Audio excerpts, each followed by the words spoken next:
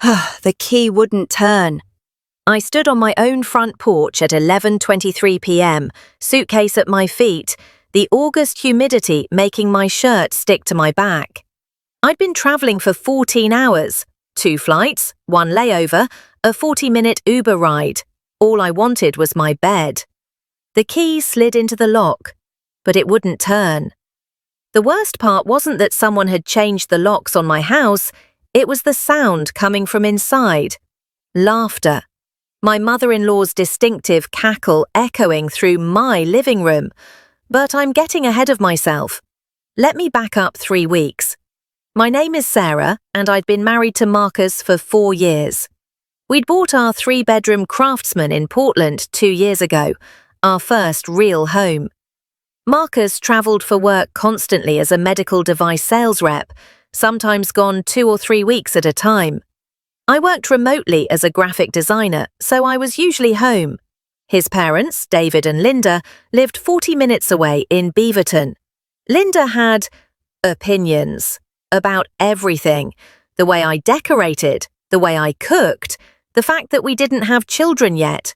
The throw pillows on my couch were too modern. My career was just a hobby. My housekeeping was adequate, but Marcus always said the same thing. That's just how she is. She means well. But there were patterns, 3 specific things that should have been red flags. First, Linda had a key to our house. For emergencies, Marcus had said when he gave it to her. I'd found her inside twice when I came home from errands. Once, she was rearranging my kitchen cabinets. You had the glasses in the wrong spot, sweetie. Second, she'd text Marcus constantly about improving our house. New curtains, different furniture. That couch is too dark for the space. Marcus would show me the messages and laugh them off. Third, and this one made my stomach clench every time, she'd joke about how this house is really too big for just the 2 of you. We could all live here comfortably. I'd laughed it off. I'd been polite. I'd bitten my tongue during Sunday dinners when she critiqued my pot roast. That was my mistake.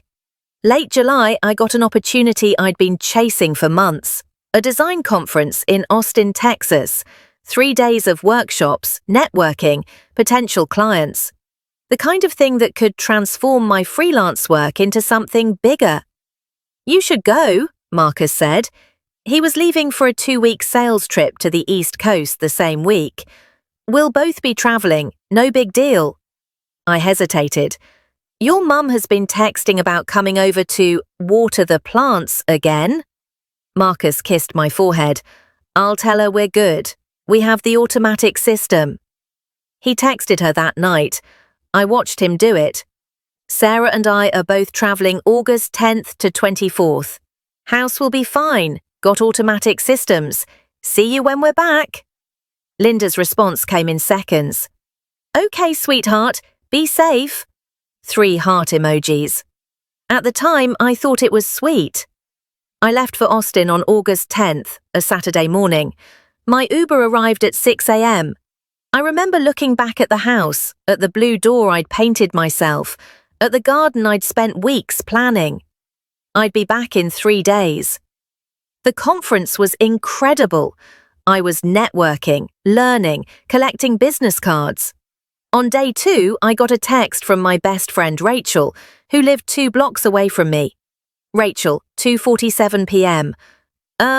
Why is there a moving truck in your driveway? My stomach dropped. Me. What? Rachel, big U-Haul. Your in-laws are carrying stuff inside. Furniture. Should I be worried? I tried calling Marcus. Voicemail. He was in back-to-back client meetings all day. I tried Linda. Voicemail.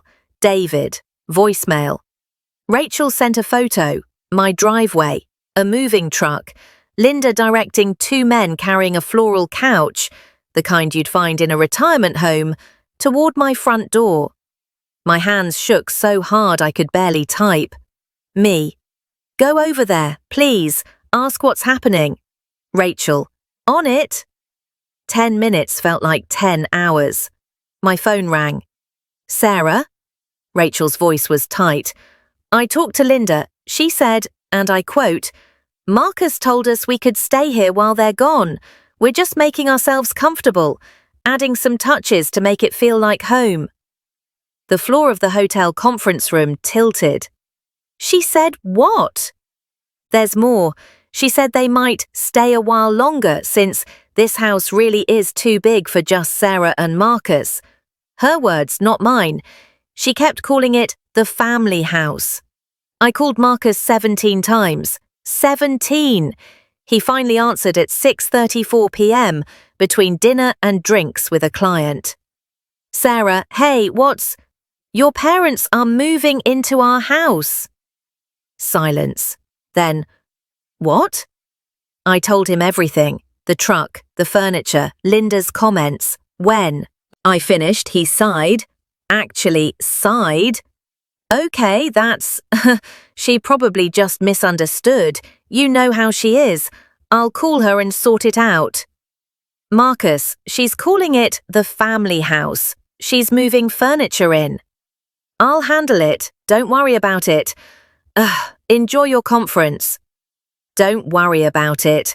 Like his mother wasn't actively colonizing our home. He texted me an hour later. Talk to Mom. She says they're just staying a few days and wanted to make the guest room more comfortable. All good. But Rachel sent me another photo at 9 p.m., a different angle of my living room, visible through the front window. My modern grey couch, the one I'd saved for months to buy, was gone. In its place, Linda's floral monstrosity. My minimalist artwork had been replaced with family photos in ornate gold frames. I couldn't breathe. I called a locksmith in Portland. I need you to go to my house tomorrow morning, change all the locks. I'll pay whatever it costs. I'll email you my ID and the property deed. The locksmith, bless him, heard something in my voice. You got it, 9 a.m. sharp. Then I called Rachel. I need you to document everything, every change they make, photos, videos, timestamps, everything. Already on it, Rachel said. I've got about 50 photos so far. Sarah, they're repainting your dining room. Over the next 2 days, Rachel sent me updates every few hours. Each one was worse than the last. August 11th, 9:34 a.m. Photo of my home office. My desk, the vintage piece I'd restored myself, replaced with a crafting table. Scrapbooking supplies everywhere. August 11th, 2:15 p.m.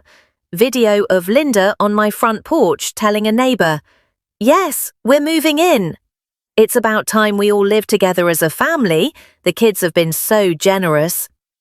August 11th, 5:47 p.m. Photo of my bedroom. My bedroom.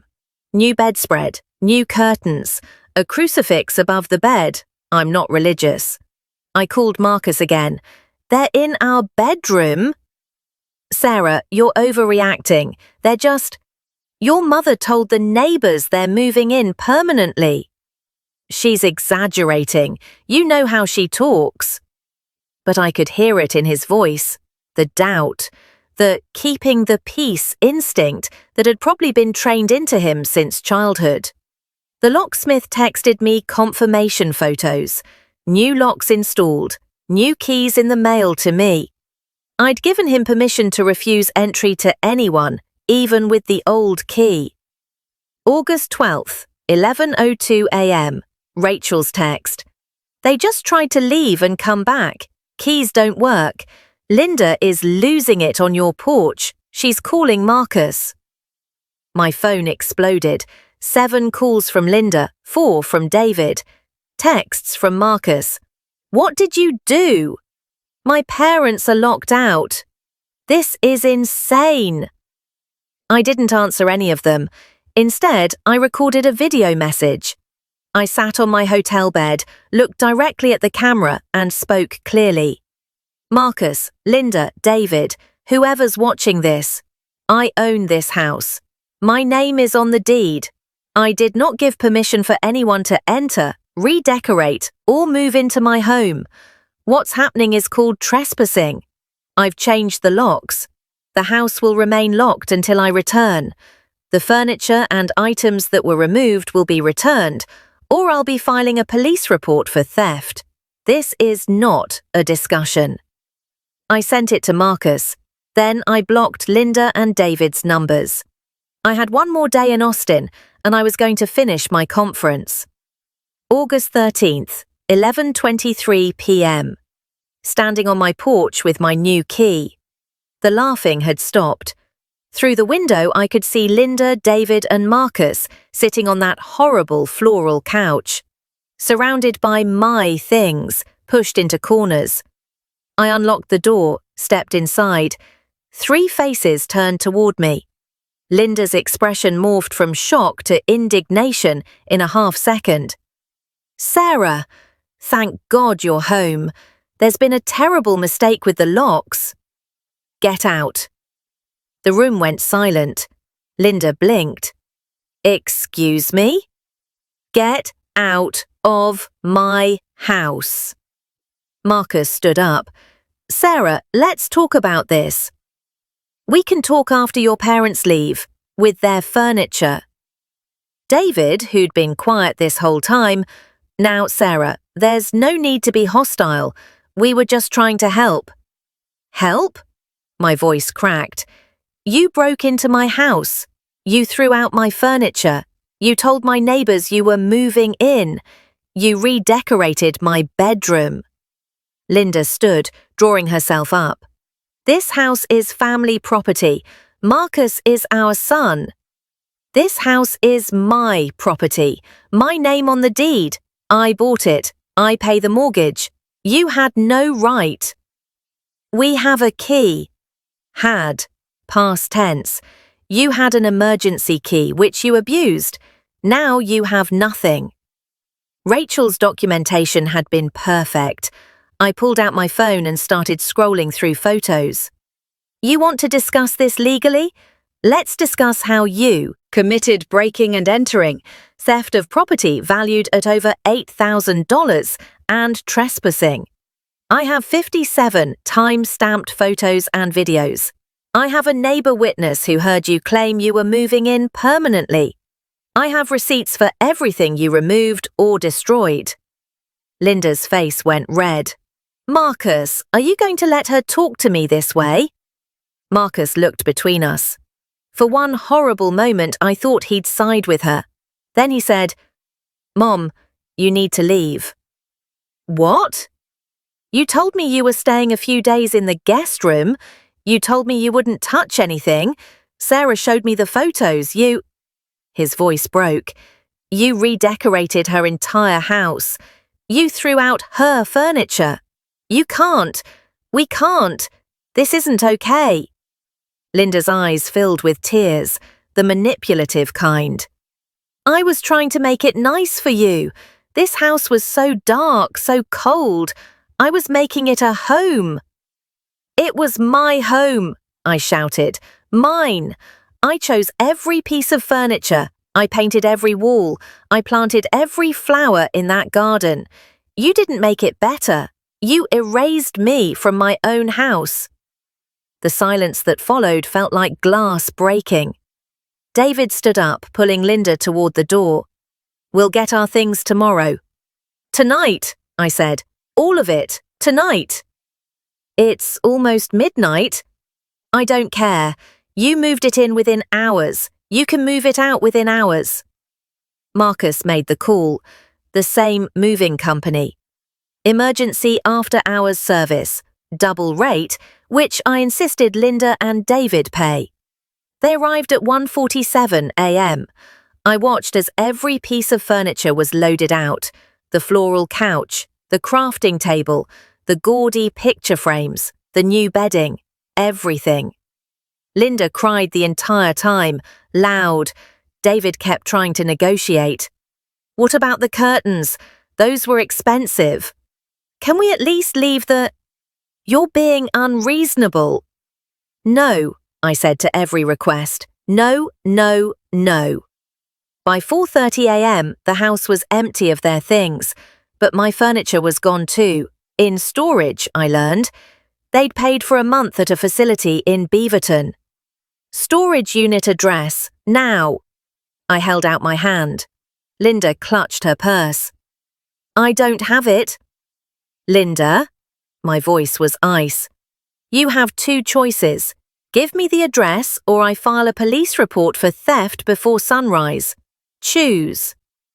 David pulled out his phone, texted me the address. They left at 4:52 a.m. No goodbye. Linda's parting shot. You'll regret this. Family is everything, and you're destroying it. The door closed behind them. Marcus and I stood in our empty living room. Furniture impressions in the carpet. Nail holes where my artwork had been. The walls still half painted in their choice of beige. I didn't know, Marcus said finally. I swear I didn't know they were going to. You believed her over me. When I called you, panicking, you told me not to worry. I thought... He ran his hands through his hair. She's my mom. She's always been boundary pushing, but this... I never thought she'd go this far.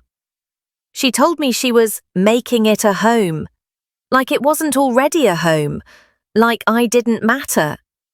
We didn't sleep that night. At 6 a.m. we drove to the storage unit. I needed my things back. The unit was packed, floor to ceiling with my furniture, my artwork, my belongings. But they damaged things.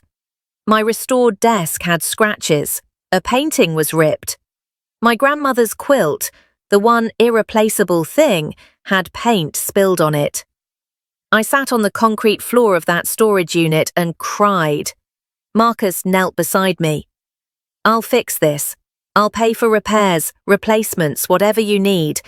And I'll pay for therapy because we clearly need it. Your mum tried to take my house. I know. She erased me, like I was just temporary. Like I didn't belong in my own home. I know. Over the next week, we had the hardest conversations of our marriage. Marcus called his parents, on speaker at my insistence. What you did was wrong, he told them. Sarah is my wife. That's her house. You violated her trust, her space, and her property. You told me you were staying a few days. You lied. Linda tried to interrupt, but Marcus kept going. We're taking a break from family dinners, from visits, from phone calls, until you can respect our boundaries and apologize to Sarah.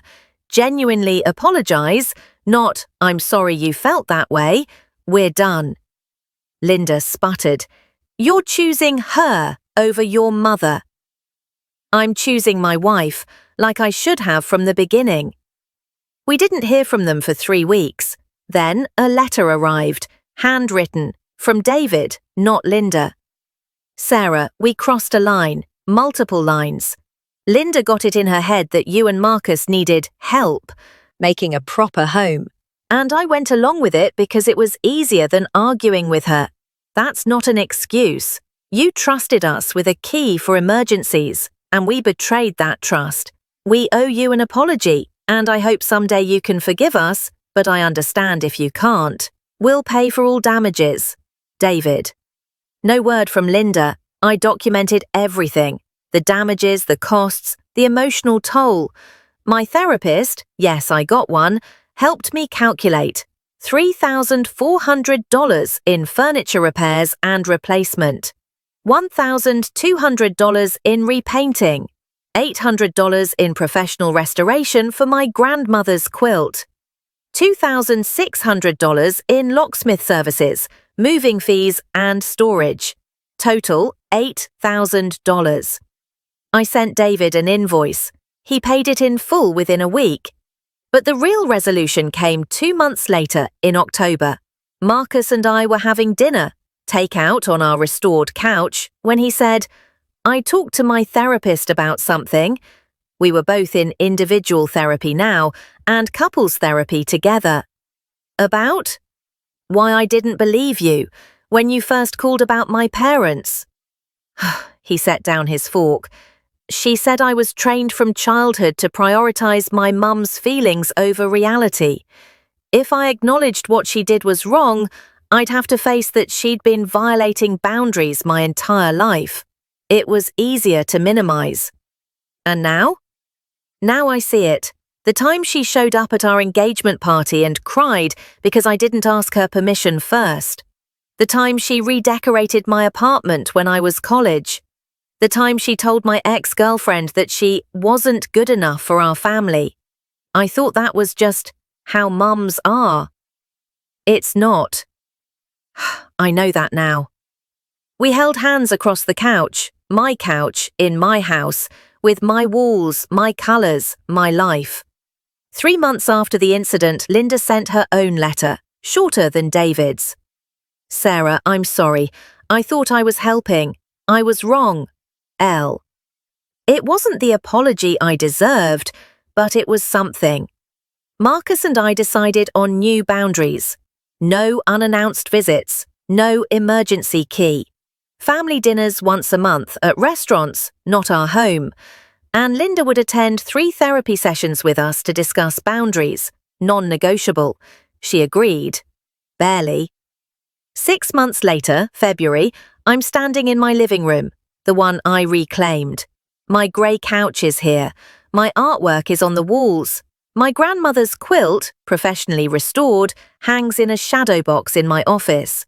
Rachel's over for wine and takeout. You ever regret changing those locks? Not for a second. Linda still being weird? Always, but she asks before coming over now, and Marcus backs me up. My phone buzzes. Text from Marcus still at work. Dinner tonight? Your pick. I smile.